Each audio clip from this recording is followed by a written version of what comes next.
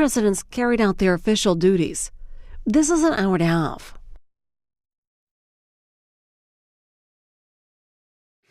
My name is Talmage Boston. I have the honor of moderating this panel.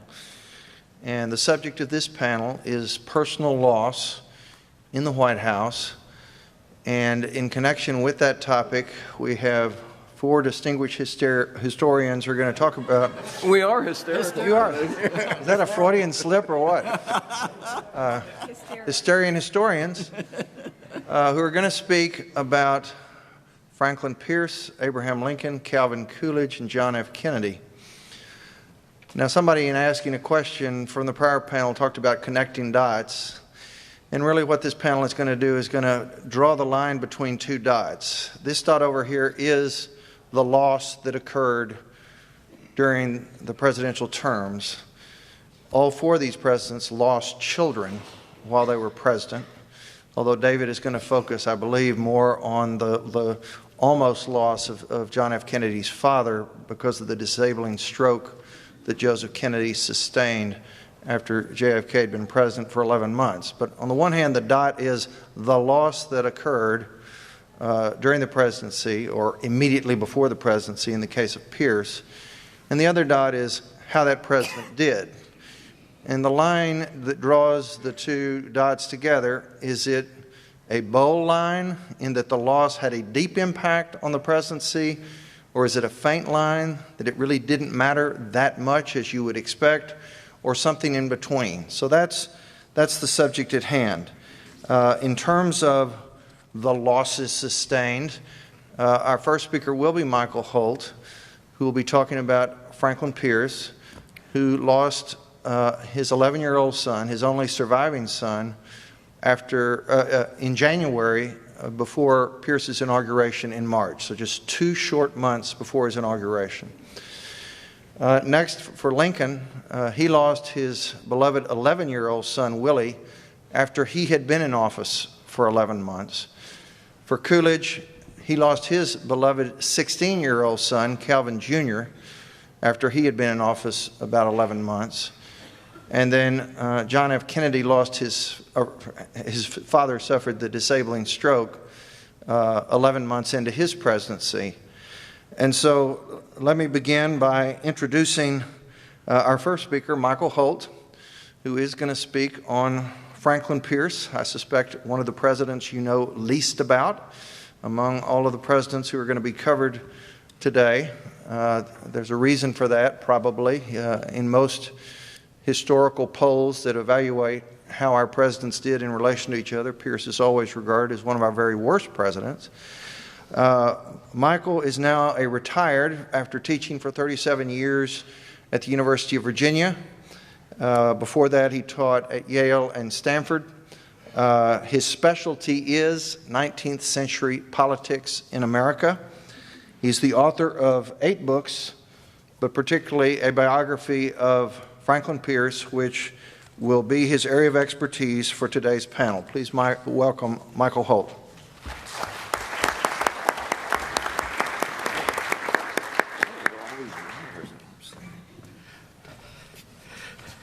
Before I turn to Franklin Pierce, I have to say that as someone who spent 23 years of his life researching and writing a history of the Whig Party, I was just astonished at the amount of time spent on that Judas Iscariot, John Tyler, in the early, the man who single-handedly kept the Whig Party from triumphing forever. What impact, if any, has grief stemming from family deaths had on the performance of American presidents? Absent documented evidence of depression and melancholia or uncharacteristic and seemingly irrational outbursts of anger, moreover, how can an historian or a biographer begin to assess that impact? I believe that in this instance, the historian must speculate based on facts about the president's character and behavior that can be documented. This is the approach I'm going to take in this following brief sketch about Franklin Pierce, the famously affable president from New Hampshire who served in the White House from 1853 to 1857. And I'm going to suggest that, in fact, a reaction to that death caused the single most important and most catastrophic decision that Pierce made as president. Franklin Pierce and his wife Jane had 3 sons together. I'm going to read because it's more efficient, but I'm going to read quickly. Pierce never saw the first. He died 3 years after birth, his birth unnamed when Pierce was in Washington as a congressman. He'd retired from the Senate and returned to New Hampshire when the second son, Frank Robert, died at the age of 4 in 1843. Understandably, therefore, both Frank and Jane Pierce cherished the youngest son, Benjamin, who was 11 when Pierce won the presidency in November 1852. In the weeks following, and this again is the 19th century, they're 3 months before the inauguration. In the weeks following his election, Pierce's top priority was trying to put together a cabinet that could hold together the Democratic Party. He'd made little progress when a death in the family intervened. Pierce's wife, Jane, was an Appleton, and in late December, her uncle, the fabulously wealthy textile manufacturer, Amos Lawrence, died. The Appleton and Lawrence families were intermarried members of the renowned textile manufacturing syndicate, the Boston Associates. There is a reason, after all, why Lawrence University is located in Appleton, Wisconsin. They're intermarried families. Because Lawrence had been especially fond of Benny, the Pierces decided to take the 11-year-old with them when they attended Lawrence's funeral in Boston. After the funeral, they planned to visit a few days with Jane's sister in Andover, Massachusetts, before returning to Concord. On January 6, 1853, 2 months before Pierce was to be inaugurated, as you've heard, the 3 of them left Andover on a 1-car train for the short trip to Concord. Jane and Franklin sat beside each other on a bench, and Benny sat alone on a bench directly behind them. Little more than a mile outside of the Andover station, this tiny train derailed. The lone passenger car plummeted into a 20-foot culvert and landed on its roof. Both Franklin and Jane Pierce were badly bruised, but they survived. Benny did not. He had the back of his head sheared off and died instantly. Both Jane and Franklin Pierce had to witness this ghastly sight. Both were badly shaken. Jane, who is the star of my story this morning, was so undone by the death of her lone remaining son that she remained in Andover rather than return to Concord for the funeral. It fell to Franklin Pierce to oversee the burial of Benny in a grave next to the son that had died 10 years earlier. Grief-ridden and hobbled by injuries, Pierce could not return to cabinet making until early February 1853, but with one important exception, and this is the other key actor in this story. He had the entire cabinet in place by March 4th. On that day, he gave his carefully prepared inaugural address, which he gave from memory. He held the notes next to him, but the crowd was sort of impressed by that. Pierce had a fantastic memory. He had a fantastic voice. He'd been a very good lawyer. He didn't say anything original as a politician, but he was a good speaker. In an early sentence, in fact, I think it was the first sentence in that inaugural address, Pierce made the only public allusion, and an indirect one at that, during his entire presidency to his recent grave traumatic loss. "It is a relief," Pierce announced, "to feel that no heart but my own can know the personal regret and bitter sorrow over which I have been born to a position so suitable for others rather than desirable for myself." The other signal that Pierce gave of that deep sorrow during his presidency was tacit. On all formal occasions where dress codes required Pierce to wear gloves, he wore black gloves rather than gray or white ones. Now, when Abraham Lincoln later wore black gloves on such occasion, Eastern Democratic newspapers hooted at his social gaucherie, but Pierce's habit was correctly interpreted as an emblem of his grief. In any event, after his inauguration, Pierce plunged into his official duties, and as president, he frequently entertained at the White House. Indeed, Pierce is renowned as one of the friendliest, most gregarious, and personally best-liked presidents the country's ever had, and shorty evinced no moody despondency while in office. Days before he left office in 1857, in fact, his entire cabinet, which had remained intact during his entire term, signed a letter to him complimenting his unfailing politeness and good humor when interacting with them.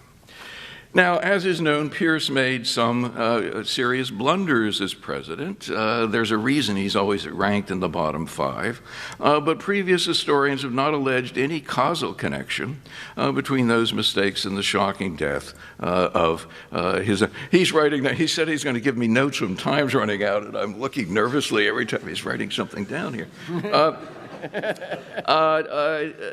Nor, despite Pierce's reputation as an alcoholic, and I think he was an alcoholic, but he didn't drink in the White House. He didn't drink while he was around his wife. He drank a lot after he got out of the White House. Ostensibly, and some of the personal loss had no impact on Pierce's public life.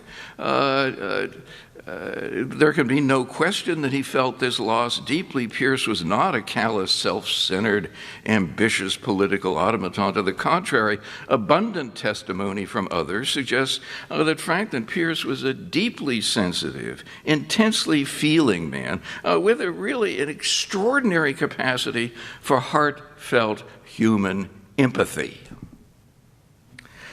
3 examples of that testimony must suffice. Here, when Pierce served in Congress in the late 1830s, he visited a New Hampshire friend after another congressman had died. And this friend, Benjamin Brown French, noted in his diary about Pierce's mood on that occasion, quote, "He feels such things as sensibly as any man I ever saw. And were I about to leave this world, I would have Frank Pierce at my pillow sooner than any other man I ever knew, in whose veins flowed none of my own blood." After he left the White House, Pierce and his wife Jane took a tour to Europe, and they visited his great friend, his probably closest friend, you may know, the novelist Nathaniel Hawthorne, and his wife Sophia in Rome, where both Hawthornes feared that their teenage daughter Una was dying. To relieve Hawthorne's mind, Pierce insisted that the novelist take him on walking tours of Rome, and after the daughter recovered, Hawthorne wrote a different friend about what Pierce had done for him. "Never having had any trouble before that pierced my heart," it was his pun, not mine, "never having had any trouble before that pierced into my very vitals, I do not know what comfort there might be I did not know what comfort there might be in the manly sympathy of a friend. But Pierce has undergone so great a sorrow of his own, and has so large and kindly a heart, and is so tender and strong, that he really did us good, and I shall always love him better for the recollection of those dark days." Finally, a few years later, after Jane Pierce had died, when Hawthorne knew he was dying, he wanted to see Pierce one more time, and his wife sent him to Pierce with the following words: "I would not trust him in any hands now except such gentle and tender hands as yours." Hawthorne, in fact, died when he and Pierce went on a carriage trip trying to get to believe it or not, Dixville Notch, that famous town in New Hampshire. They'd stopped in a hotel in Plymouth. They were in adjoining rooms with the door between them, and Hawthorne died there.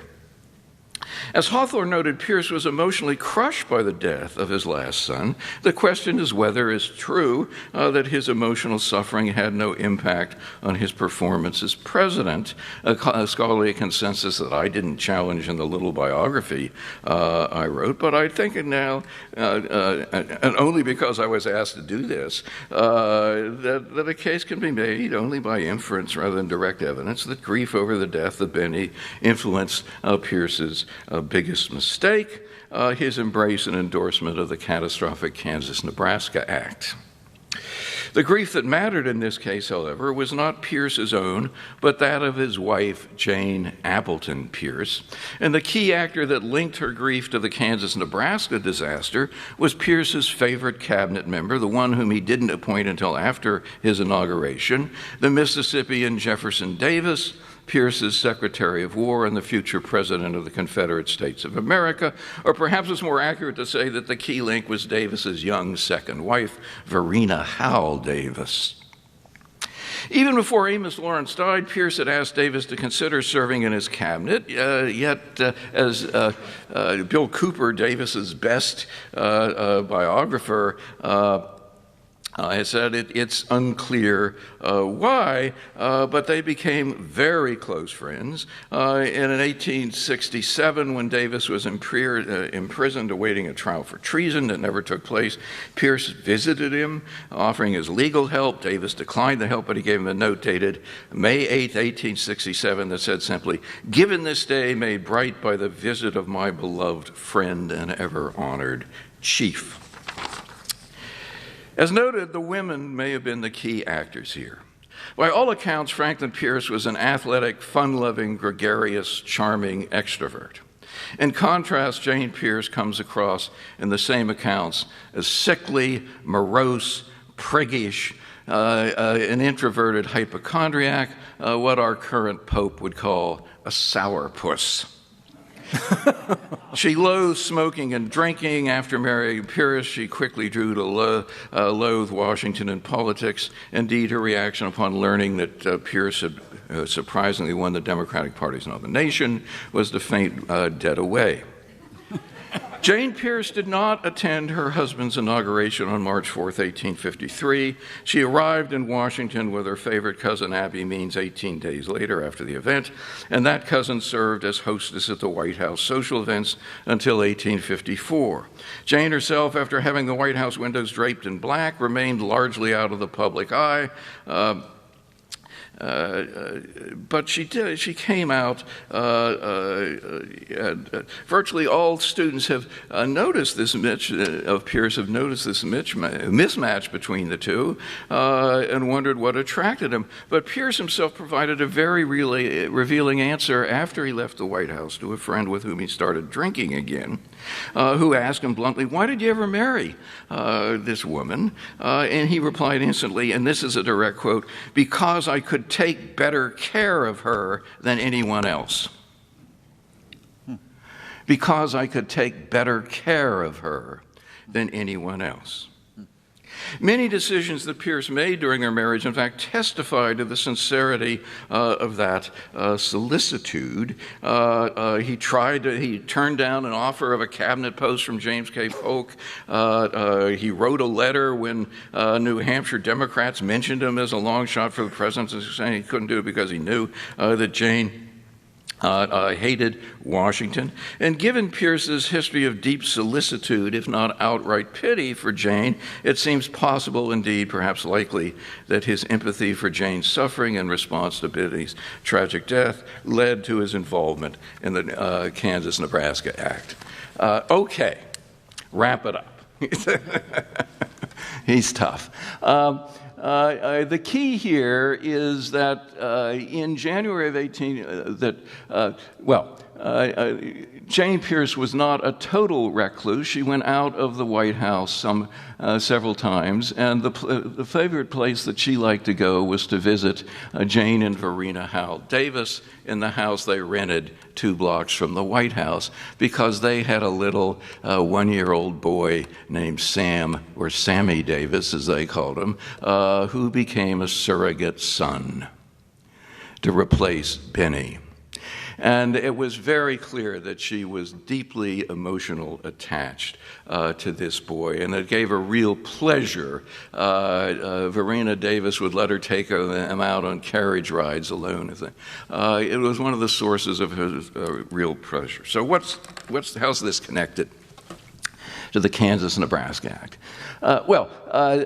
Stephen Douglas is writing a law. He goes through two versions of it that key Southern Democrats said, no, that won't fly. You've got to repeal the ban on slavery and what's going to become the Nebraska Territory. Douglas finally writes a third version. He said, this is really going to cause trouble. It's going to raise a hell of a storm in the North. We've got to get Pierce's agreement to this. So Douglas and 6 Southern Democrats from the House and Senate try to go to the White House to see Pierce on a Sunday, January 22nd. Pierce never conducted any official business on Sundays. Indeed, the previous day, the full cabinet had decided that passing a law that repealed the ban on slavery in the Nebraska country would ruin the Democratic Party in the upcoming fall elections, and it did. But Pierce was known for refusing to do any public business on a Sunday, so these people went to Jefferson Davis. They knew of the friendship. I don't know if they knew of how close Jane was to little Sammy Davis, but they get Davis to intervene and persuade Pierce to see them. And what I argue is that one of the reasons he agreed to do this was that he knew how much the connection of Jane to that little Sammy Davis was, how much it meant to her, and he didn't want to turn down Jefferson Davis when he presented this, and this is how he got involved in embracing the act. And the real irony here is, I'm getting down, is that 2 weeks after Pierce signed the catastrophic Kansas-Nebraska Act into law on May 30th, 1854, little Sammy Davis also died. And Jane, again, refused to attend a funeral because she was so distraught. Thank you. Thank you.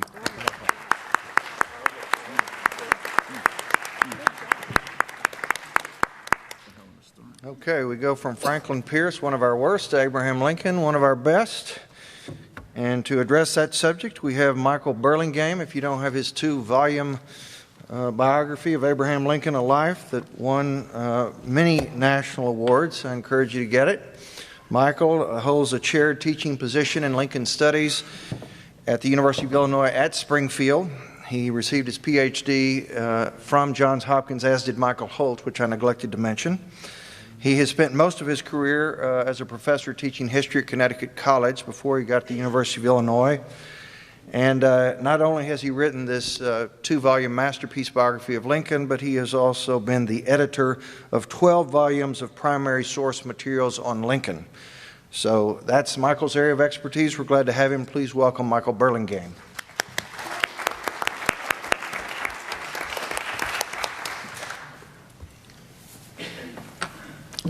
I bring you greetings from the Holy Land. And I want to thank the organizers of this event for including me.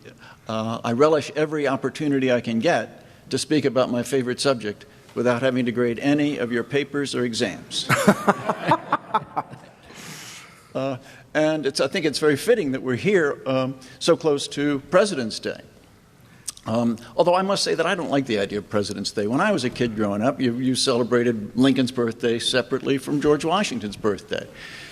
And one of the results of this invention of President's Day is that it's ruined the effectiveness of one of my favorite cartoons that appeared in the New Yorker about 40 years ago. It shows Abraham Lincoln at the bottom of the stairs in the White House, and he's calling upstairs, and he says, "Mary," he says, "it's February 12th. I can never remember, is this my birthday or George Washington's?" Okay, well, let's get down to business here.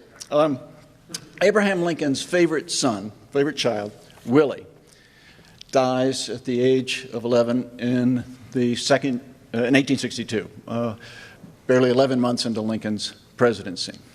Now, I recently heard a psychologist say that every parent in the world will deny that they have a favorite child, and that every parent in the world is lying. Now, I can't vouch for the truth of that, but in the case of Lincoln, clearly Willie was a favorite child. The Lincolns had 4 children, all boys. The first was Robert Todd Lincoln, who's the only one to survive into adulthood. The second-born son dies at the age of 3, little Eddie. The third-born son is Willie. He dies at the age of 11. And the final son, Tom, known as Tad, dies at 18 in 1871. But Lincoln clearly was most devoted to Willie. He was the favorite child. And one of the saddest documents in the Lincoln story is a letter that Robert Todd Lincoln writes to an early biographer of his father shortly after the assassination, in which he said, well, I never really got to know my father very well. He was practicing law and pursuing his political career, and he was away from home a lot. And then when I got to be a teenager, when I could relate to him more perhaps, I went off to boarding school and then to college. So I never really knew him very well. That's a very sad story. And it cries out for some explanation. Why was Lincoln so close to Willie? And why was he so distant from his own firstborn son, Robert? And Lincoln, as you probably know, was a great fan of Shakespeare. And Shakespeare was one of his favorite authors. And one of the plays that he most admired was King Lear. And I think Lincoln must have taken a special consolation from a passage in that play in which Kent, you recall the associate of Lear who stuck with him through thick and thin, reflected upon the difference between the children of Lear. That on the one hand you had the bad daughters, Goneril and Regan, and on the other hand you had the good daughter, Cordelia. And as Kent reflected upon the differences between them, he said, "It is the stars above us govern our conditions. Else the same mate and make could not beget such different issues."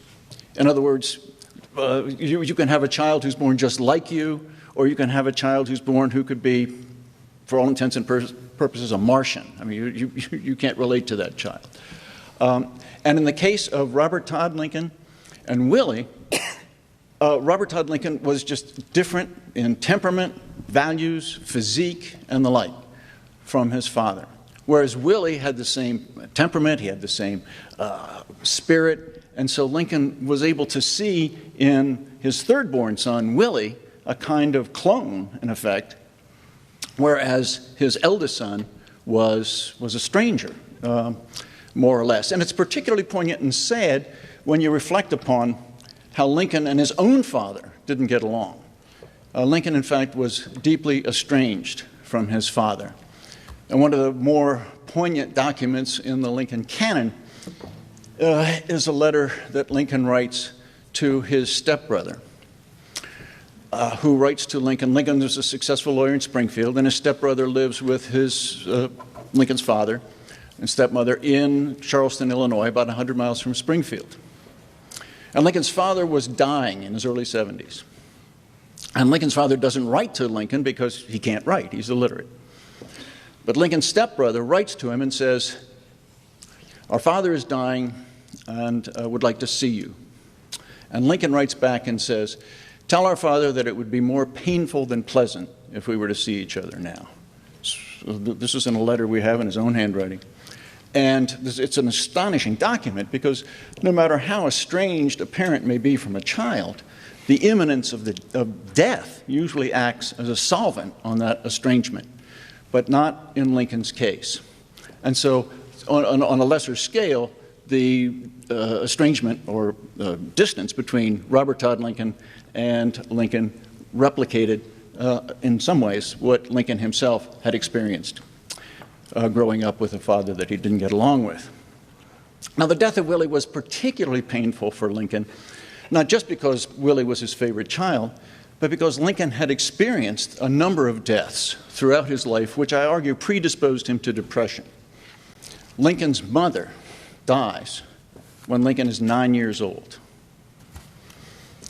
Lincoln's 2 siblings die. One, a younger brother, dies in infancy, and the other, an older sister, dies in childbirth when Lincoln was a teenager.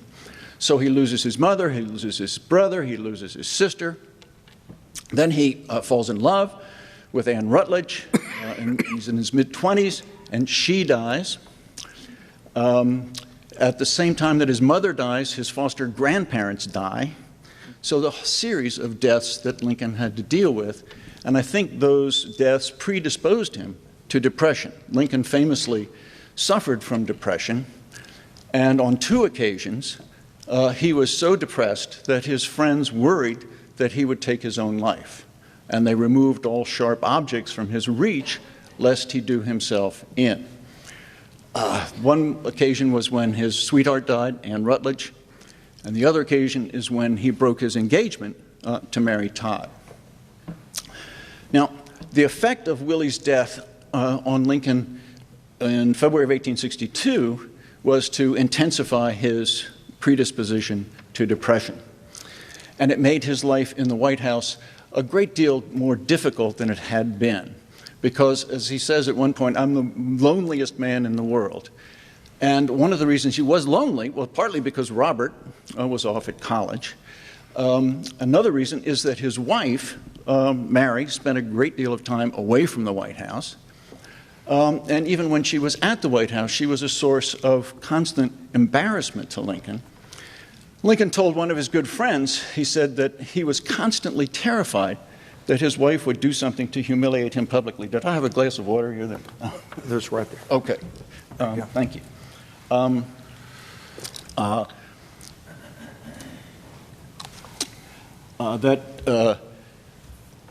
He was constantly terrified that she would do something to humiliate him publicly. And she did. She padded payrolls. She padded expense accounts. She sold cotton trading permits. She sold pardons. She accepted bribes. She accepted kickbacks.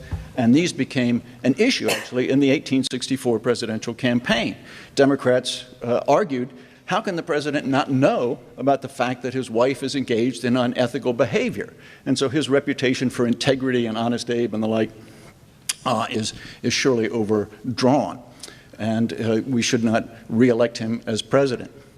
So he didn't have much company from his wife or from his oldest son, but his youngest, his third-born, was a source of great comfort to him. And to lose that child made life for Lincoln very difficult. Now, does that affect Lincoln's policies? It's very hard to make an argument that his appointments or his policies were shaped by this grief that he felt as a result of the death of Willie.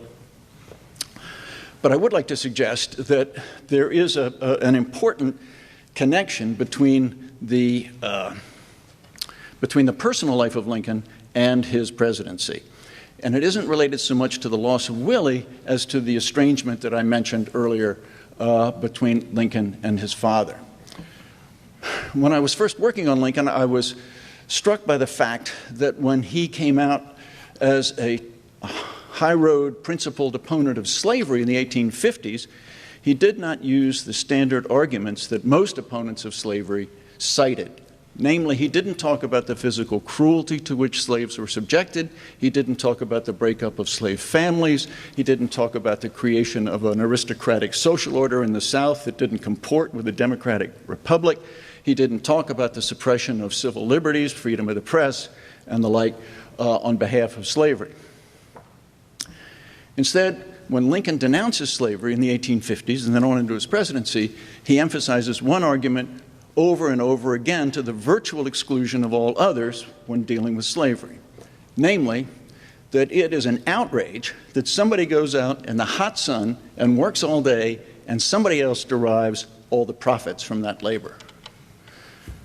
And Lincoln was, of course, not the first person to make this argument, but I thought it was noteworthy that he emphasized that to the virtual exclusion of all these other arguments. And I wondered, now, why was that?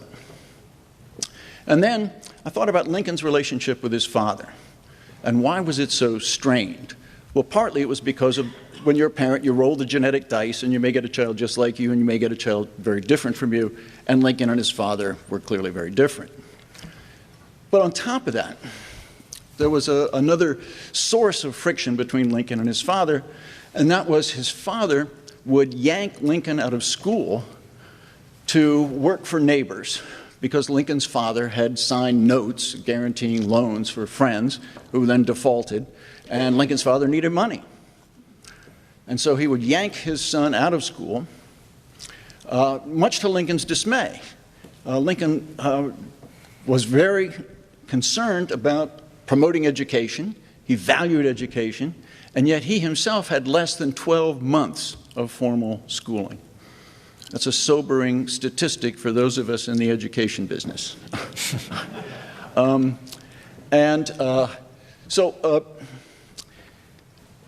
Lincoln deeply resented this interruption of his education, and he would go and he would work for neighbors, and he would perform backbreaking farm work,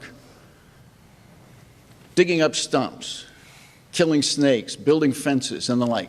Very hard, difficult work. And he would then get paid, maybe 25 cents or 30 cents. And he would then take that home and he would turn it over to his father. That was the law of the land in those days. You were the property of your father until you turned 21. And any money you made had to go to your father.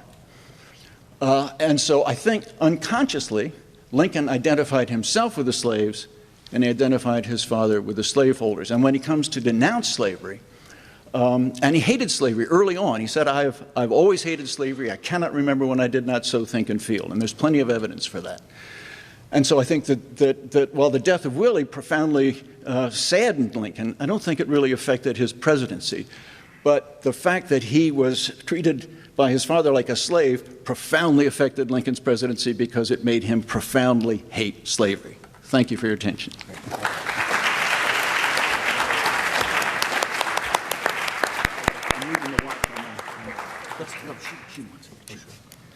Okay. Now we move from the 19th century to the 20th century.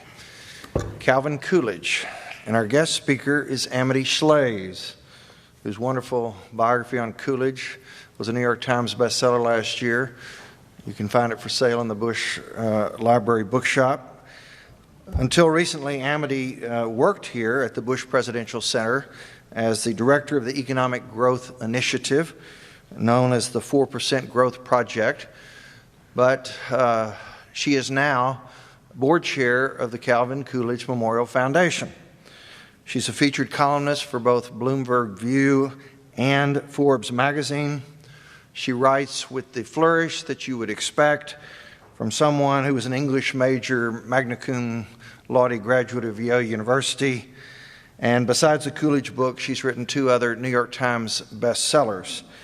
The Coolidge book is of particular import. Former head of the Federal Reserve, Alan Greenspan, last year rated it at the top of his holiday gift list that he publishes. And Ronald Reagan's favorite historian, Paul Johnson, called her Coolidge biography the most important American history book to come down in many years. Please welcome Amity Shlaes. You know, Greenspan was an accolade of Ayn Rand. What a wonderful event this is. Oh my gosh, I never knew, and no one in the room, I think, knew that Franklin Pierce is like Bill Clinton. They are codependents, caring so much about others.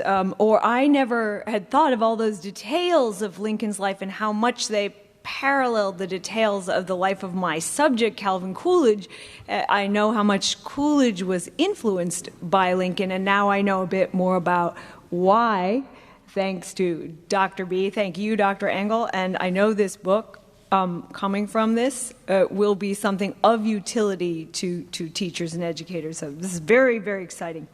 Good morning. The story I have to tell is that of Calvin Coolidge, the 30th president of the U.S.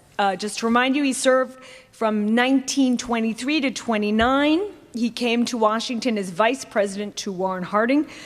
Harding unfortunately died. Coolidge became president and was elected on his own in 24, and did, in the middle of all this, in 24, as the election was going on, lose a son.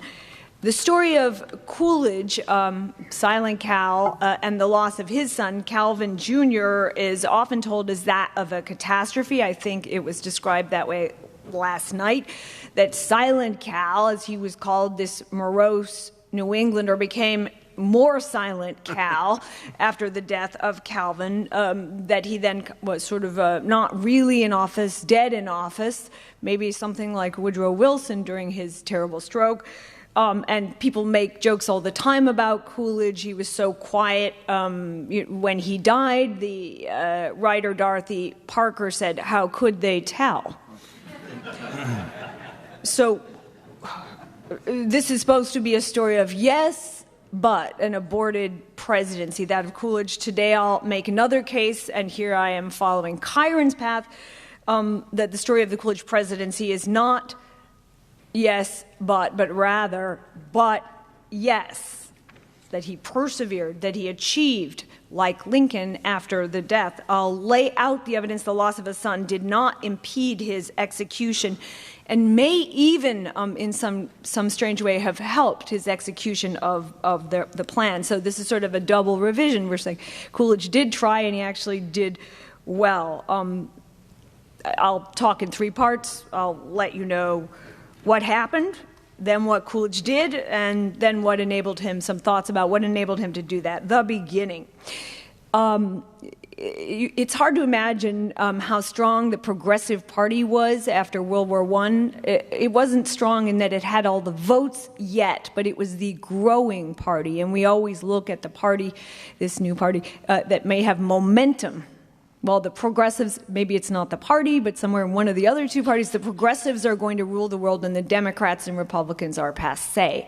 That's the way it would look in the popular magazines. People argued that. And Harding and Coolidge, and what did the progressives want? To change the world. They wanted, for example, to nationalize the most exciting industry, utilities. They wanted government control in a lot of areas where it hadn't been before. Harding and Coolidge ran against that. They wanted a more conservative government. You've heard the phrase normalcy. They stood for conservatism. They wanted to show that conservatism also could win future elections, that this was a tenable policy politically. They wanted to cut the budget even more. It had been extravagant in World War I. They wanted to cut taxes, which were up into the 70% range, back down to something very low. They wanted restrained government. They wanted fewer labor strikes and so on. Beyond the taxes, there was another item on their agenda, which was Wilson had failed to get his peace treaty through, right? America and the Senate had not endorsed that. They wanted some kind of international peace treaty to show the Republican Party could do that. To give a feel for their campaign in 1920, they advocated a budget law to give the executive more authority to cut the federal budget. They wanted a budget director. Today, when we say silent majority, we think of Richard Nixon and Spiro Agnew it was said that Coolidge, the vice presidential candidate, stood for the silent majority. That is, he was the candidate of old-fashioned common sense. They come to Washington. Harding's the president. He takes the lead, but is very shortly mired in scandal. He also became ill. We know a lot about that today. He basically had sclerosis, right? Artery problems, and he may even have had a heart attack or two in the White House. In any case, sadly, he dies in the summer of 23, and Coolidge learns of this at home in Vermont and vows to fulfill the agenda that Harding commenced to fulfill to perfection. Here he's like Lyndon Johnson after the death of Kennedy. Yet within a year, another blow. The son of Coolidge, Calvin Jr., dies, so the question would be, can he fulfill? The facts of the death of Calvin Jr. are compelling, almost as compelling as Sammy Davis, which was quite a blow. The Coolidges had two sons, John and Calvin Jr., both high schoolers. They were raised rather strictly, little bit of Methodist. They were Congregationalists. They were getting constant lectures, you want to imagine, from educators about being good, maybe not wasting time, not dancing too much. Yet they were both lively. John was a good dancer, actually, as was his mother, who did it with the disapproval of the President Coolidge. They both played tennis. But I can underscore that statement about the favorites. President Coolidge had a favorite. His Willie was Calvin Jr. He liked him especially, I think, for two reasons. The first was that, like his father, Calvin Jr. had a great sense of service. An example of that, which Coolidge even retold later, was that Calvin Jr. worked in the tobacco fields of Hatfield, Massachusetts. Yes, we have tobacco in Massachusetts. As a boy, and he worked Calvin Jr. for several years, and as his father became more important, maybe vice president and then president, the other kids couldn't believe that Calvin Jr. would work there. I wouldn't work in a tobacco field if my father were president, someone said to Calvin Jr., and what did Calvin Jr. reply? If my father were your father, you would. He lived service as he knew his father would in the same situation, to demonstrate to his father that he was worthy. But Calvin Jr. also had a wicked sense of humor. He was one of those children who does his utmost to please and make the room right, to make everything right. That reminds us of what we heard about Bill Clinton, right? As a child, even when it's impossible, going out of his way to try to figure out how to make everything better. I mentioned that the boys were raised rather strictly, and that they were taught that games like pool or dancing were bad, and that a waste of youth. But sometimes, there's a social life to the White House. You're glitterati, right? And the headmaster of their school was invited to play pool with the Coolidge boys and some from the White House crowd. And the headmaster was embarrassed, but he did play pool. He had to go along, and he did very poorly in front of the boys. And Calvin Jr. tried to fix it up, make a joke of it, and he said to his own headmaster, "Congratulations, doctor. Well, you show splendid evidence of not having wasted your youth." i.e., you have no practice in this wrong sport. So there you go. Summer of 1924, Coolidge himself is running for office now. The boys come home from boarding school. It's in the middle of a very agonized Democratic National Convention. People are listening, especially Calvin Jr., 16, on the radio to this. They play a lot of tennis, including with the White House doctor, Dr. Joel Boone. Calvin Jr. gets a blister on his little toe. Not the smallest one, I'm sorry, maybe the third. And this blister, some children don't talk about their wounds, especially brave children who want to show they're good. He hid this blister, and by the time Dr. Boone sees it, oh no, there's a large red set of streaks going up the leg. The infection has spread. Remember, they had no antibiotics at this time. Calvin becomes more and more ill, staph and sepsis, and by July 7, a week later, they go over to Walter Reed, he's gone. The story of how this terrible news spread is also amazing. As I mentioned, the Democratic Convention was going on. The balloting, they were past 80 ballots, and it was raucous. There was chaos. People were having physical fights. But all of a sudden, the chairman of the convention, Chairman Walsh, calls the room, and remember, the Democratic National Convention is on that radio, to silence, and announces the death of the president's son. And I'll read you what the New York Times wrote about the convention hall hearing the death of Calvin. "A low moan lasting many seconds filled the hall. The sound of grief traveled around the hall. The sound was carried far beyond the walls." On the radio, it was doubtless heard by millions of Americans who got their first word from Chairman Walsh.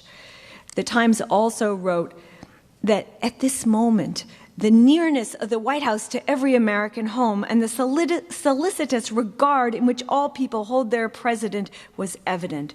Their sorrows are his, as he often testifies, but in an especial sense, his grief, the president's, is also theirs.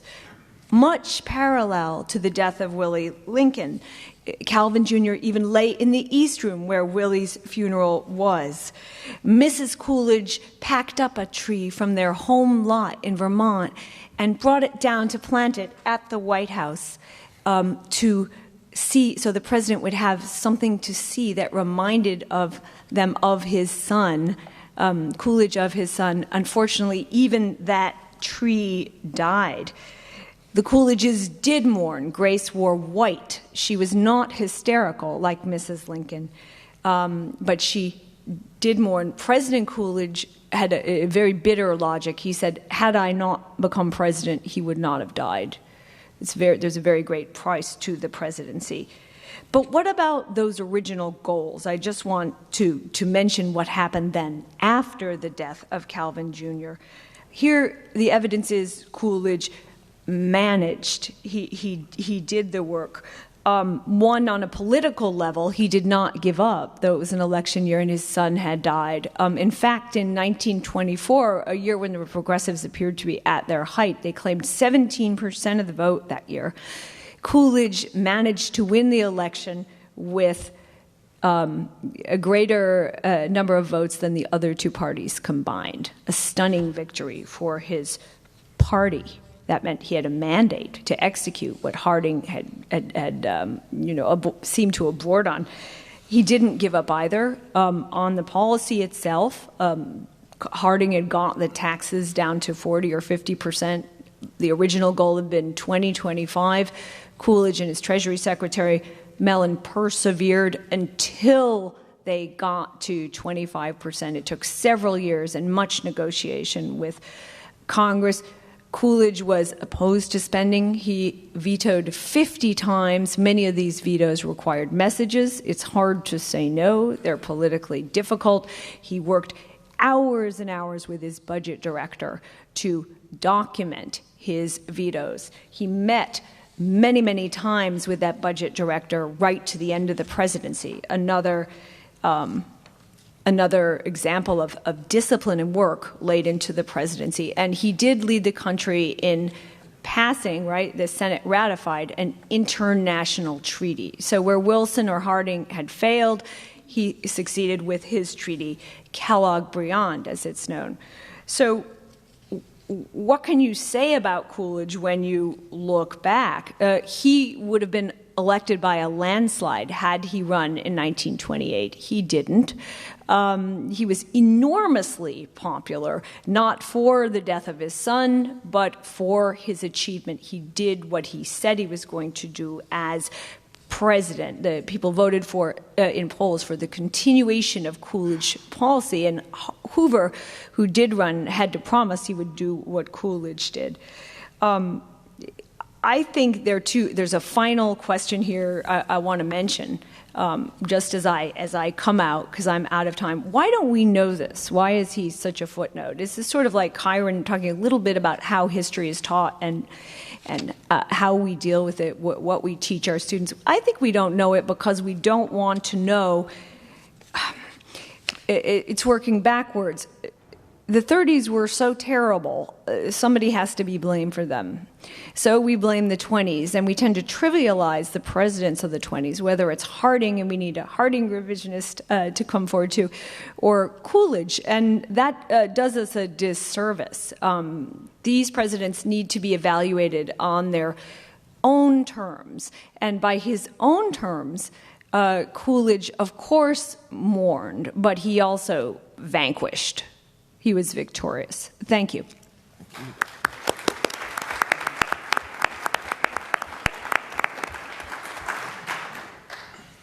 Last but not least on our panel to speak about President John F. Kennedy, the president whose passing was actually the inspiration for this symposium, we're honored to have David Nasaw. David is a professor of history at the Graduate Center of City College in New York. He got his PhD in history from Columbia University. He's the author of 6 books. His 2007 biography of Andrew Carnegie was a Pulitzer Prize finalist.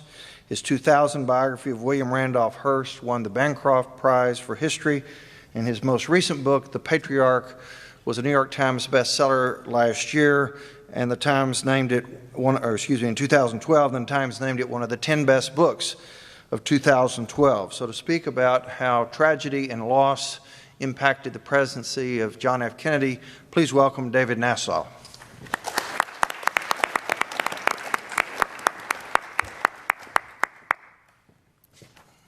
Thank you. I want to thank the organizers of this conference for getting me out of snowy New York into sunny Dallas. Thank you, thank you, thank you.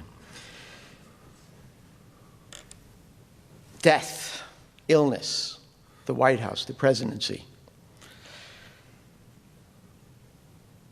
My conclusion, after looking at the Kennedy presidency through the prism of illness, the illness of his father, and to a much lesser extent the death of Patrick Kennedy in 1963, leads me to the conclusion that the personal loss had no effect on policy and a minimal effect on political strategies. And why? Because great women and men, masters and mistresses of the universe, the strong, the powerful, who have been groomed for power, have learned very early how to compartmentalize their lives. For John Fitzgerald Kennedy and the Kennedy family, politics was primary. The personal was to be used instrumentally, if used at all, to push a political agenda. John Fitzgerald Kennedy and the Kennedy family were political animals. Politics was the family business. Jack's grandfathers had both been lifelong political operatives in Boston. One, Honey Fitz, the mayor of Boston, a congressman, a leading political figure. John Kennedy was not fit for the family business, or so everyone in the family, including his father, believed. He was just too damn sick, as Richard Reeves pointed out last night in enormous detail.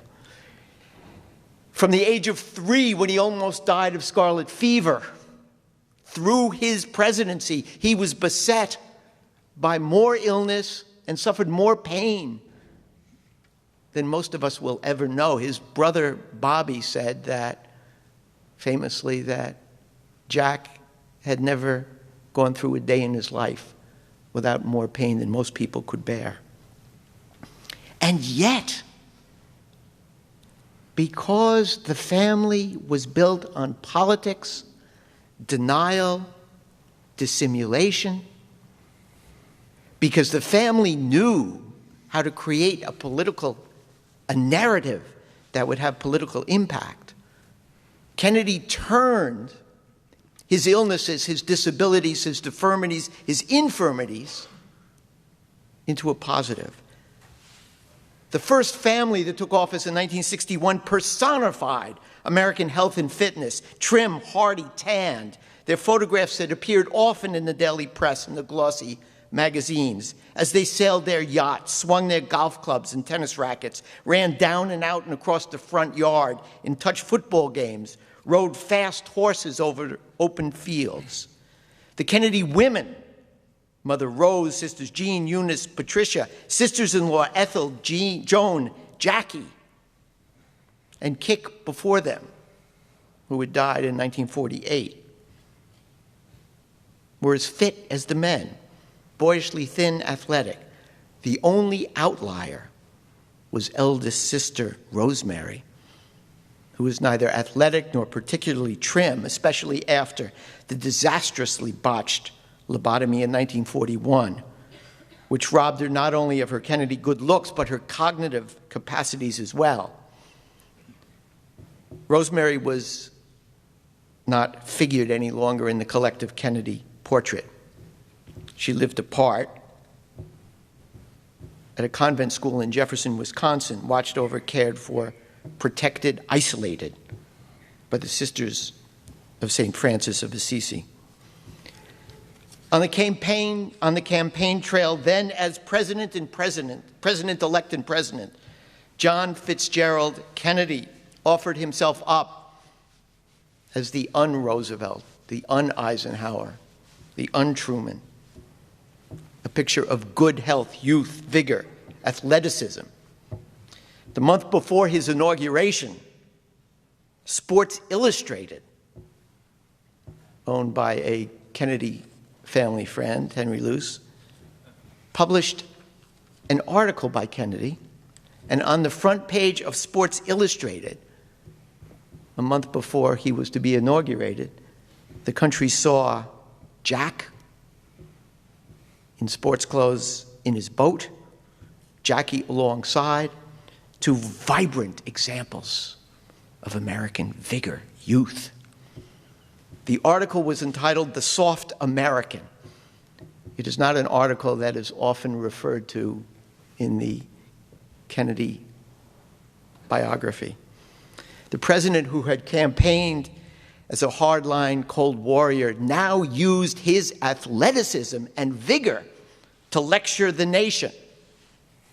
Quote from the president-elect: "In a very real and immediate sense, our growing softness, our increasing lack of physical fitness is a menace to our security. We face in the Soviet Union a powerful and implacable adversary, determined to show the world that only the communist system possesses the vigor and determination necessary to satisfy awakening aspirations for progress and the elimination of poverty and want. To meet the challenge of this enemy will require determination and will on the part of all Americans. Only if our citizens are physically fit, only if they look like Jackie, me, and the rest of the Kennedy family, will they be fully capable of such an effort."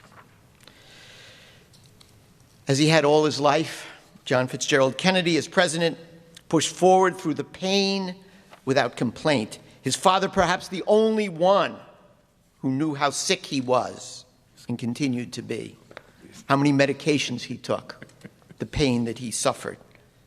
The ambassador did not allow himself. Joseph P. Kennedy preferred to be called the ambassador. I was early chastised by one of his children when in a talk I referred to him as Joseph P. Kennedy, and she said, no, it's the ambassador. She was wrong. In the letters, he was referred to as Joseph. The ambassador did not allow the fact that his son was now in the White House and his other son was Attorney General and his third son was on his way to being Senator from Massachusetts to interfere in any way with his schedule. He didn't go to the White House because he didn't want any more rumors about him being the puppeteer. He spent the winter in Palm Beach, traveled to Washington and New York, to Chicago, to the Merchandise Mart, to Hyannisport in early spring, to his villa in the south of France for the summer. In September of 1961, 8 months into his son's presidency, he returned from the south of France to celebrate his 73rd birthday. There were 33 Kennedys at Thanksgiving dinner, which the patriarch, not the president or the attorney general, presided over. This year, everyone noticed that something was different. For the first time, Rose noted in her diary, quote, "I have noticed he has grown old." Dr. Travell, who we heard much about last night, "Here with Jack," this is part of the diary entry, "and says cold wind and air bad for Joe, but he keeps going out." On his flight back to Washington, Jack expressed his concern over his father's health to Ted Sorensen. The father had never been sick, as far as the children knew. He had a horrible stomach. He had been nearly incapacitated for several months while he was the ambassador with colitis, gastritis, the famous Kennedy nervous stomach, which Jacqueline said Jack suffered from as well. He had been hospitalized, briefly operated on for prostate, but nobody paid attention to him. He was the one who was well. He was the caregiver. It was the children who were sick. And no one in the family could imagine that anything would ever befall the patriarch. In December 1961, Jack Kennedy returned from a trip to Latin America. He stopped over in Palm Beach for the day with Caroline. Jackie were already there. His father drove him to the airport, came back, went immediately to the golf course, but was unable to play through. He didn't feel well. He refused, said he felt weak, refused any help in getting off the course, finally stumbled. A golf cart was brought to him. For him, he was taken home. As he got home, his grandchild, Carolyn, said, "Let's go swimming." He said, "Fine, I'll be right down." He was persuaded to take a rest instead. He went upstairs, fell immediately asleep, woke up 5 minutes later, coughing and unable to speak or move on his right side. He was 73 years old. He had suffered an intracranial thrombosis, a blood clot in the artery of the brain, which triggered a massive stroke. The doctors were called in and ordered him transferred at once to the hospital. He recovered after the last rites had been performed and he had fallen into a coma. But for the rest of his life, the patriarch, the leader of the family, the most vital, the most vigorous of the Kennedys, the most handsome perhaps, the best dressed, the best posture, could not walk, could not speak, was turned into a gnarled, crippled, monstrous-looking old man. Each of the Kennedy children denied to the best he or she could what had happened. They thought, he'll get better. He'll get through this. They outfitted his former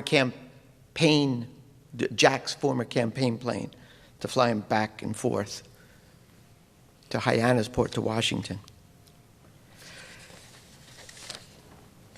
The Kennedys, who had succeeded rather miraculously, especially Jack, in keeping their medical problems out of the press, including Rosemary's problems, now understood that this was no longer going to be possible. The whole world knew what Joseph P. Kennedy looked like. They had followed his stroke, his recovery. The president made many trips, and the press followed him on these trips. And the president as well had had to confess that he had problems with his back because he had tried to help plant a tree in Canada, and the simple fact of lifting a shovel had thrown his back out, and he was on crutches now. What happened, and this is where personal loss becomes political strategy.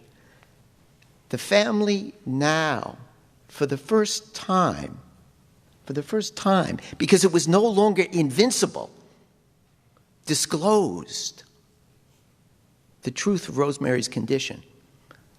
But they did it not because they believed the public had any right to know their personal lives, but because one of the major policy initiatives of the Kennedy White House was doing something for the mentally retarded.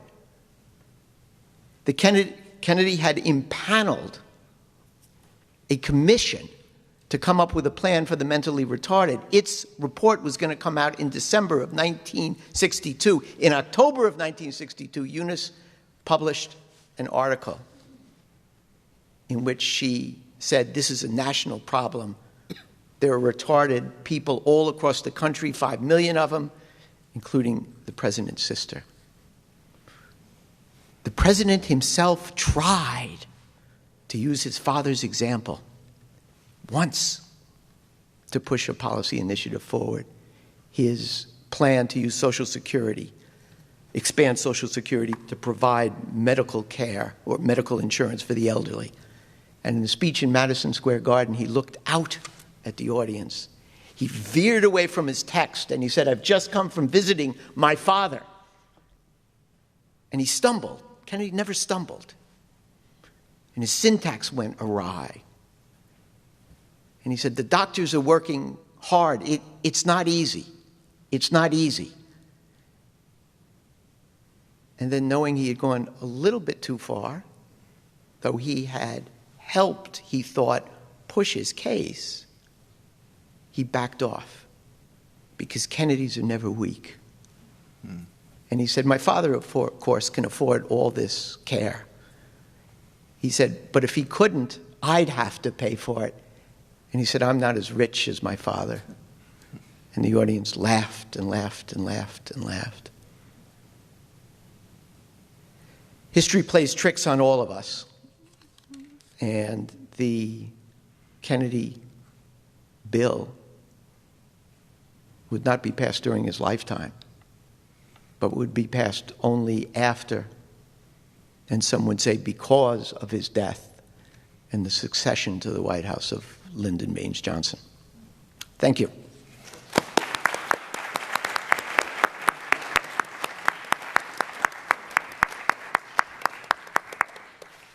Okay. Questions? I'll start off. There's an old saying, gentlemen and ladies, about how if mama ain't happy, ain't nobody happy. And obviously, when there's a tragic loss in any home, it impacts the parents. And particularly with Franklin Pierce, and Michael, you've talked about that some, but also with Lincoln, they had wives who truly twisted off and had seances and tried to talk to the dead.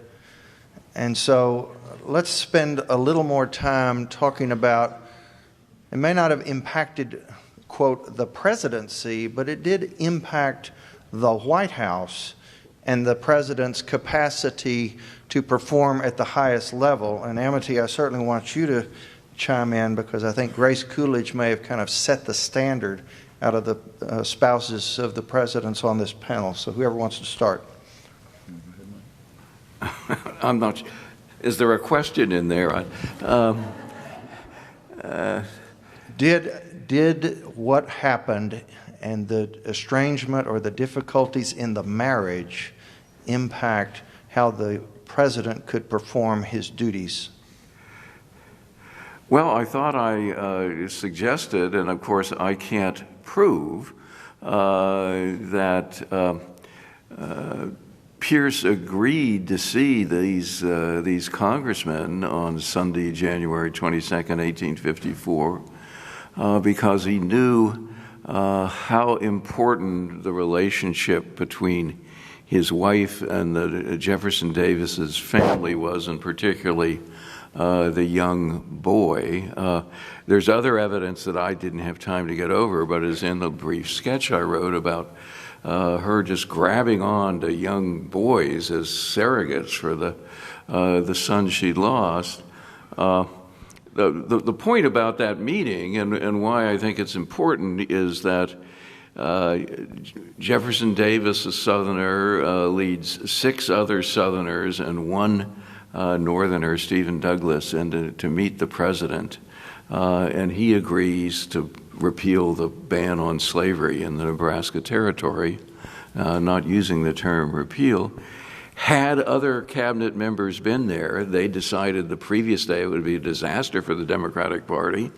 I don't think he would have done it, but they weren't there because he traditionally conducted no business on Sundays. So I think his solicitude for his wife, his empathy with her grief, in fact, did affect importantly, and the nation importantly, what he did. Well, and as for the Lincoln White House, one of the results of the death of Willie on Mrs. Lincoln, aside from casting her into a deep depression, and her husband had his work, so he was able to recover. He had to function, and he did well, but she didn't. And so she went into very deep mourning. And at one point, Lincoln leads her to a window and says, "Mother, you've got to get better, or else we'll have to send you there," and points to an insane asylum on the horizon. And she does eventually go to an insane asylum 10 years after the assassination. But for practical purposes, for political purposes, Mrs. Lincoln, the significance of the death of Willie is that Mrs. Lincoln said, "I can't allow Robert to go into the Army. I've already lost Eddie. I've now lost Willie, and I couldn't bear it if Robert were to die as a soldier. And so Robert was kept out of the Army, even he very much wanted to go. And you may recall in the Spielberg movie, there's a very dramatic scene where the Lincolns argue about whether Robert should go into the Army or not. And eventually he does. And Lincoln has to say, but Mother, there are all kinds of people in the country whose sons are going into war, and there's no reason why Robert shouldn't. And no, I couldn't bear it. So eventually Lincoln is able to get Robert a staff position where he's less likely to be killed, working on General Grant's staff. And that sequence in the movie, by the way, was quite startling to me when I saw it. I had spoken with Spielberg and invited me and about 15 other specialists in Lincoln in the Civil War to meet with him 4 or 5 years ago to discuss the script. I had said some things about the marriage and how woe-filled it was, but I didn't mention a portion of my analysis of the movie, which does show up in my book. Oh, by the way, the book is called Abraham Lincoln, A Life. It's 2,000 pages. Be sure to buy it. You don't have to read it, but be sure to buy it. An honest man. Right. And don't drop it on your foot. Remember, Mrs. Lincoln wheels on the president and says, "You've never liked Robert. You thought I trapped you into the marriage, and he's the result of that entrapment." And I make that argument that Lincoln married her because she seduced him and said the next day, "You've got to marry me to protect my honor." And there are lots of reasons for believing that is the case. But I hadn't made so I assumed Tony Kushner must have read my book. I was very flattered. Amity? Oh, thank you. I think I am the panelist with the shortest book. and since it's almost 500 or something like that, that's on your. But he has an 1,100-page one. We know. One thing about Mrs. Coolidge, she was admirable in the grieving. They had their moments of tension. There was a Secret Service man named Mr. Haley who was around when Calvin Jr. died, very importantly, and who actually helped Mrs. Coolidge to dig up that tree to transplant it in Calvin's name.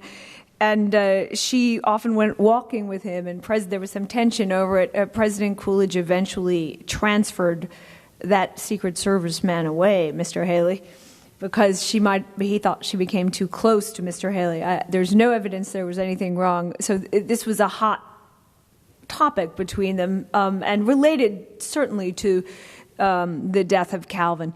But generally, she knew she had to serve the presidency. She wore, as I mentioned, white. She was always gracious. She sang beautifully, and she managed to grieve and yet lead. And the 3 reasons I think she could was, one, she was a theatrical person, not a Kennedy, but well aware that part of this was a role. She was a teacher of the deaf, and she taught people how to speak and well, and she had some of that carriage. The second reason was her sense of service. She actually called their marriage a double harness, which is a little negative, but I think it was a good marriage. But she saw that she had a job, and she was in the harness with the president, not like Hillary Clinton, but still like Hillary Clinton. Very interesting. And the third was her deep religious faith. So they had a close connection to the minister of the First Congregational Church in Washington. Before that, she was close to the ministers of her church in Northampton, Mass., which was the Jonathan Edwards Church. And I do believe that enabled her to go on and to present well and bravely. Mm-hmm. I mean, to summarize, what I think the 4 panelists have said is that this tragic loss that occurred to each of them was essentially a bump in the road, but didn't block the road. And this sense of commitment and responsibility to achieve what they had been elected to attempt to fulfill ultimately got their focus away from the deep grieving and toward their responsibilities that they had hoped to achieve when they decided to run for president. Kind of a transfer into something positive away from the negative associated with the tragedy. And I'd ask the panelists to talk about whether you regard it as simply a transfer from negative to positive. I know, David, you talked about compartmentalizing as opposed to transferring. But give your perspective on refocusing what you want to do as president despite this tragic loss, all of which occurred within the first 12 months of each president's term. It's a real problem. There's a difficulty for the historian who writes biographies or the biographer who is a historian to balance the personal and the political. I think it's a tightrope that you walk all the time and often fall off. The closer I look at this presidency, the Kennedy presidency, the more convinced I am that we're distracted.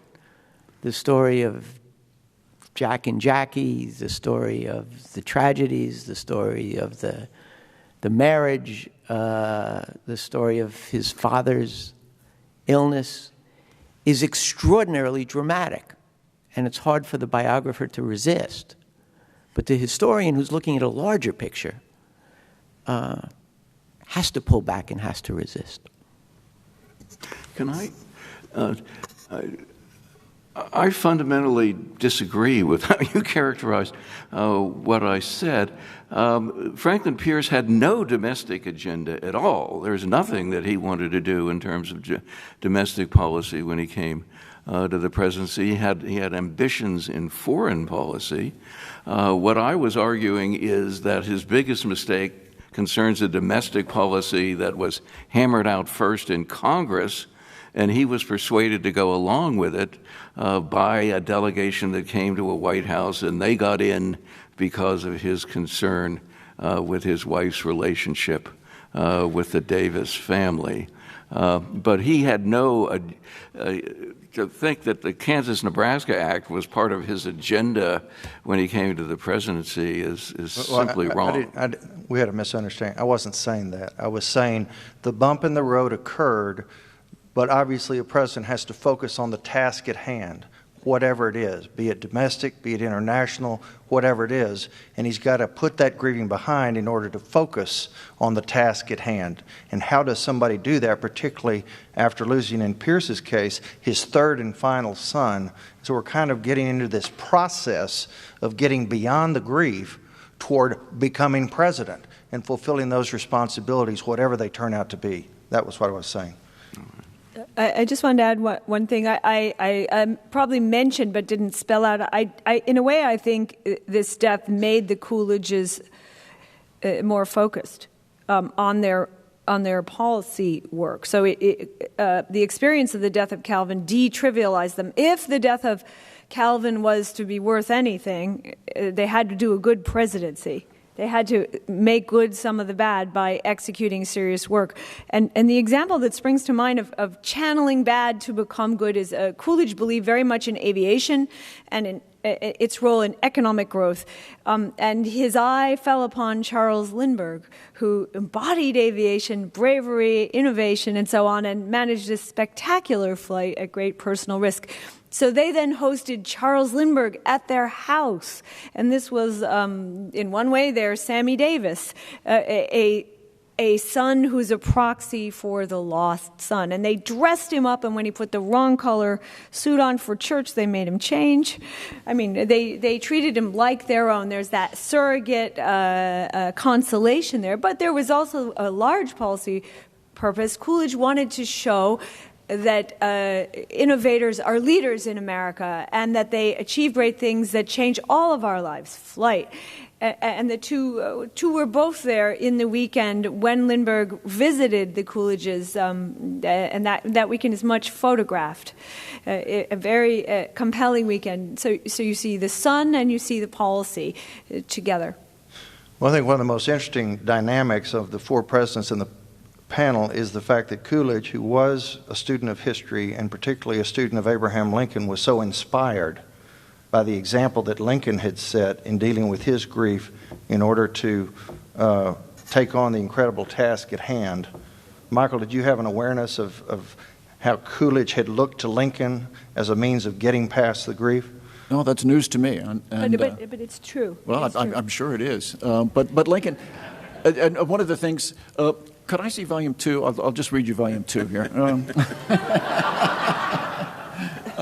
I'd just like to share with you, speaking of inspiration and Coolidge being inspired by the example of Lincoln, I argue at the end of my book, I'm going to save you 2,000 pages of reading here, in my final paragraph, which I should have committed to memory, but I haven't, that Lincoln has traditionally been thought of as a source of inspiration for people born into grinding economic poverty. And there's a lot to that, because you will hear it sometimes said that Lincoln's father was actually a member of the frontier bourgeoisie. Nonsense.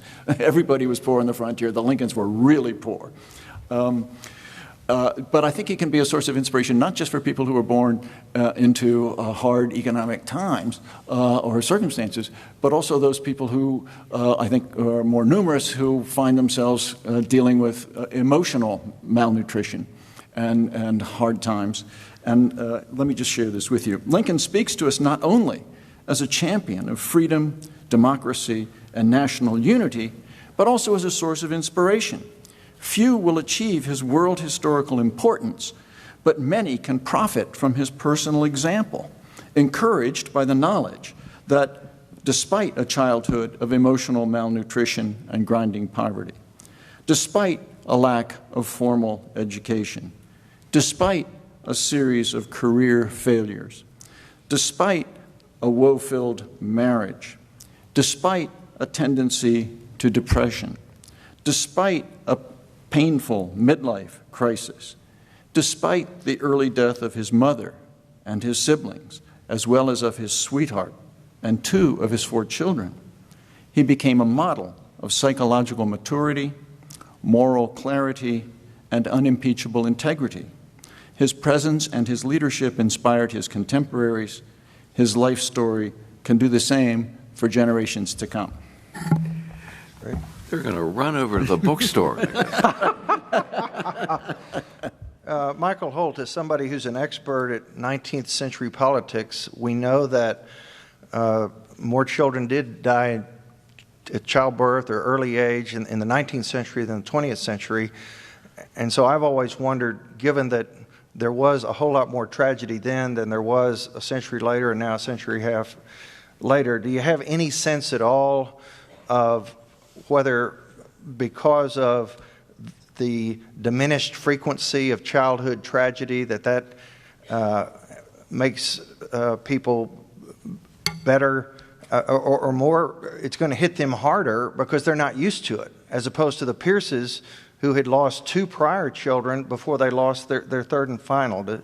Is there any way to generalize about the frequency of tragedy and the response of grieving? There may be a way to generalize about it, but it escapes me. I have a colleague, Barbara Welter, 19th century women's historian, and for years and years and years and years, historians had said or had intimated that women who lost children in 17th, 18th, 19th century, because it happened so often, didn't feel it as deeply. And Barbara spent her lifetime reading diaries. Mm-hmm. And in the diaries, every woman who lost a child would talk about it endlessly, would remember every birthday, would mourn every year. I think the death of a child is as searing a loss, a personal loss. Whether it has political consequences is another story, but it's as searing a personal loss, no matter how many children die in that era or that family. Amity, did you want to say something about that? I saw you nodding. Oh, yes. No, I was thinking a very trivial thought, which is that many American families don't encounter death except the first time is when their pet dies, right? That's it. And that's how our children get a feel for what a loss might be like. And in a way, that's what pets are partly for, sad as it is, to give children an experience of life. So we can't know what they knew. That was all I was going to say. I saw a bumper sticker recently that said, "Children are for people who can't have pets." The second part of that is what we can't know, many of us, is how much religious faith they had. So when we look at them as sort of raw psychological animals with no framework, they had an incredible framework in their religion, in their faith often. And they were well prepared by their faith for such events. That's what the silent majority was also the dead, right? That's what it was in the 19th century church. That's what you can see it in the writings of the various churches. So they knew, they felt closer to that community of those who have passed through their faith. And therefore, in a way, many of us maybe with have less framework to handle such an event than they did. And that does lead Michael Burlingame to, we know from studying Ronald White's book and Elton Youngblood, that the death of his children did have an impact on Lincoln's faith, and particularly after Willie died under Phineas Gurney's mentorship, led him ultimately to the second inaugural address, where in 700 words he used the word God 14 times and had quoted 4 different scriptures and called the nation of prayer 3 different times. So I think that's worth talking about, how grief, which often causes people to turn more toward their faith, impacted him as president. Oh, well, it did. Michael, I'm also going to give you the last word on this, because I'm the voice of God over here. Okay. Yes. I'm afraid we have to wrap up, so last word, please. Oh, sure. Lincoln's religious sensibility was deepened by the death of certainly by Willie. And Lincoln's religious sensibility becomes particularly evident in the second inaugural address. And when we think of the second inaugural, we often think of the final paragraph, with malice toward none, with charity for all. But more noteworthy to my way of thinking is the preceding paragraph, in which Lincoln deals with the question of why were so many people killed in the war? Why was the war so long? Why was it so bloody? He couldn't understand it. And he writes a memo to himself during the war saying the will of God prevails, but why did God make this war start, and why does it last so long? And in the penultimate paragraph of the second inaugural, he says, the Almighty has his own purposes. And then he quotes from the Gospel according to St. Matthew. Woe unto the world because of offenses, for it must needs be that offenses come, but woe unto that man by whom the offense cometh. Lincoln then says, if we shall suppose that American slavery is one of those offenses which in the providence of God must needs come, and having passed through his appointed time, he now wills to remove, and that he gives to both North and South this terrible war as the woe due unto them by whom the offense came. Talmage. Shall we discern therein any departure from those divine attributes which believers in a living God have always ascribed to him? Yes. Fondly do we hope, fervently do we pray, that this mighty scourge of war may speedily pass away. But if God wills that it continue, until all the wealth piled by the bondman's 250 years of unrequited toil shall be sunk, and until every drop of blood drawn with a lash shall be paid by another drawn with a sword, as was said 3,000 years ago, so still it must be said, the judgments of the Lord are true and righteous altogether. Do you think he's given this speech before? A couple times? Well, I have a couple of announcements to make, but before getting to that, if you would please join me in thanking our moderator and this panel.